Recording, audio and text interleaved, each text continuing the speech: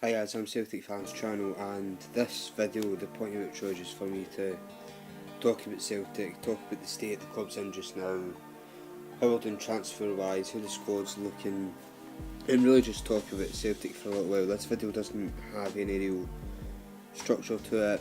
I've just been thinking a bit since Wednesday about where we're at, how the season's shaping up, how our squad's looking, so I'll just get into it. So, as you all know, on Wednesday we beat Rosenborg 3-1, giving us a fairly decent but not guaranteed by any means chance of making the next round, the third round of Champions League qualification, and we'll face AEK Athens if we get into the Champions League qualification. If we lose the tie, we'll face Cork. So I think now if we get to Athens and we win in Athens, then that guarantees us European football, be it Champions League or Europa. We'll find out in the playoff round. Now, the squad, I think we can all agree, is looking very healthy in the attacking and midfield areas and pretty weak defensively. We have two good goalkeepers who I think could both get the number one spot, and nobody would really have an issue with either. I think Scott Bain and Craig Gordon are both good keepers. When it comes to the back four, you've got Kieran Tierney starting left back, undisputed, and you have Calvin Miller as backup. Now, I personally quite like Calvin Miller. I see quite a lot in him that I like, but I know that opinion isn't shared by a lot of Celtic fans. I think part of me thinks we can keep Calvin Miller as backup. Part of me also thinks that Kieran Tierney has had long injuries before, except when he did last time we had Emilio Ezagiri to deputise, which we don't have that luxury this time. So maybe send Miller out on loan and get a backup left back. It would be an option that would satisfy people. I definitely think Calvin Miller is better than a lot of fans give him credit for, and I would not like to see him leave the club at all. When it comes to centre back, we're also weak. There's been links with Simonovic to Fenerbahce, which I'm not really convinced by, because we had similar links with Boyata to I think Lazio, and they obviously haven't gone anywhere. Personally, and again it's similar to Calvin Miller, I like Jack Hendry far more than a lot of Celtic fans. I think I just try and see the good in Celtic players, and I try to like them, and maybe that kind of clouds my view of them. Maybe sometimes I just don't see poor players for poor players. I just try and see the good that they do, but I do like Jack Hendry, and I think him and Ayer will be a very good centre-back partnership in years to come. But I think they could use an experienced player to play alongside. Maybe Marvin Compere was supposed to be that when he joined, but we all know he's made one competitive appearance. I believe it was against Brecon, if my memory serves me correct. I was at that game, so I should probably remember, but maybe it wasn't against Brecon, or Berwick. No, it was Brecon, I think. But it was 5-0 anyway, and I remember it was a good game. It was really cool, but Compere, due to injuries, hasn't played. I think on our pre-season tour in Austria he impressed, but he hasn't looked to be anywhere near the team that's done at the beginning. And the Champions League qualifiers we've had so far. When it comes to right back, Gamboa looked very impressive against Rosenborg, and Lustig had a decent World Cup. So part of me thinks that's weak, part of me thinks it's strong. Keep in mind Jack Hendry can also play there.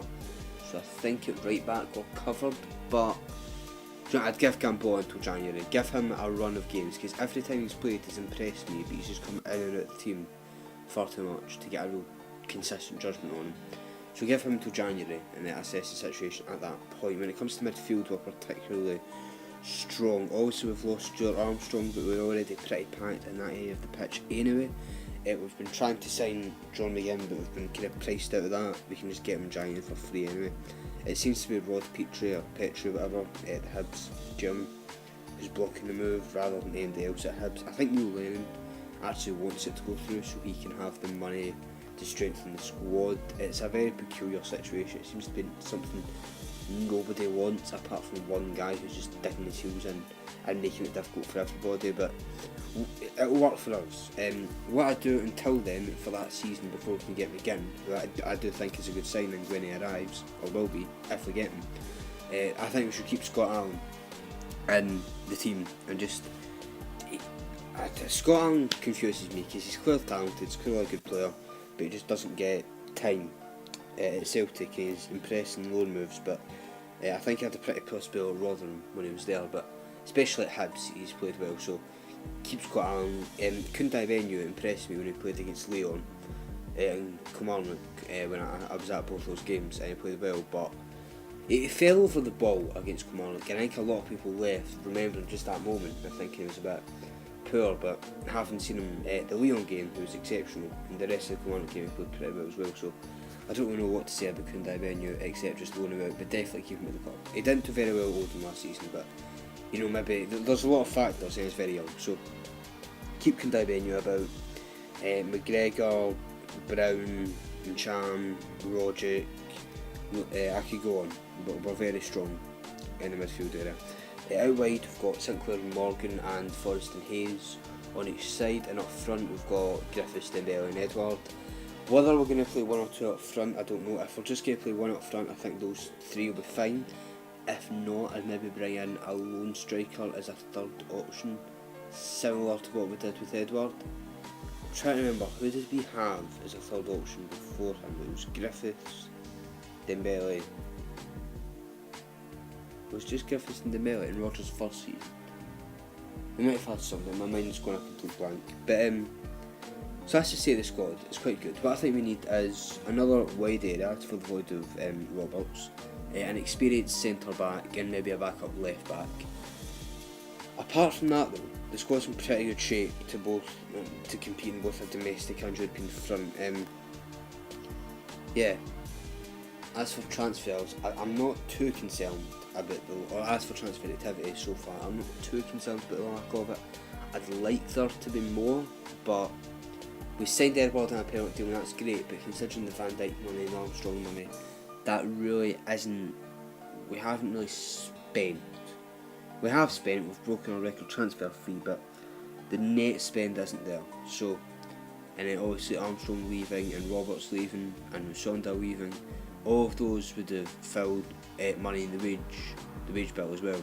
Freed money in the wage bill, I should say. So, yeah, it's a bit peculiar, the situation with the transfers, but I'd rather they took their time and got it right. We're meant to be linked with an Australian, I forget his name, who Man City are going to sign and give to us for 2 years.